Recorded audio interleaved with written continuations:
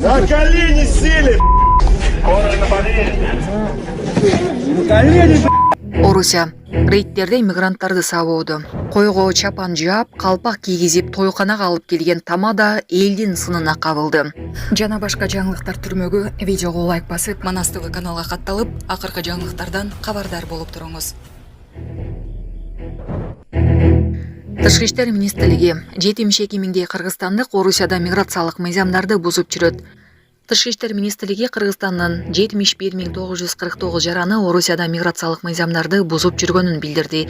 Мекеменин маалыматына ылайык, алар Орусиянын ички иштер министрлигинин маалымат базасында эмгектик же жарандык укуктук келишим түзгөндүгү, бармак изин каттоодон жана медициналык текшерүүдөн өткөндүгү, миграциялык каттоого тургандыгы жөнүндө маалыматы жок адамдар.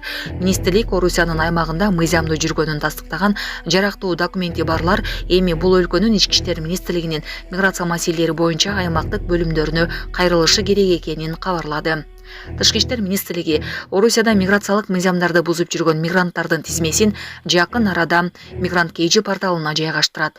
Министрлик 2025 жылдын 5 февралдан тартып Орусияда Россия Федерациясындагы чет элдик жарандардын укуктук абалы жөнүндө мыйзамга киргизилген өзгөртүүлөр да күчүнө кирерин эскертти. Ага ылайык Орусияда мыйзамсыз жүргөн мигранттар өлкөдөн чыгарылат. Соңку расмий маалымат боюнча Орусияда 400 Астанада автобус өрттөнүп кетти. Астанада жолдун четинде автобус күйүп кетти. Бул тууралуу казак басылмалар жазышууда.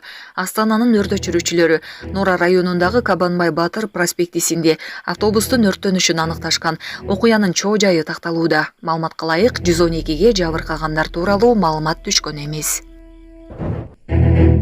Орусия рейдтерде мигранттарды сабоодо. Орусиянын ички иштер министрлиги нелегал 2024 аттуу масштабтуу операциясын аяктаганын расмий түрдө билдиришкен, бирок иш жүзүндө рейдтер уланууда. Русская община улутчул коомунун мүчөлөрү күч органдары менен бирге рейдке чыгууда. Мигранттардын айтымында текшерүүлөр барган сайын ачык зомбулукка айланып баратат. Булак Азаттык. На колени сели.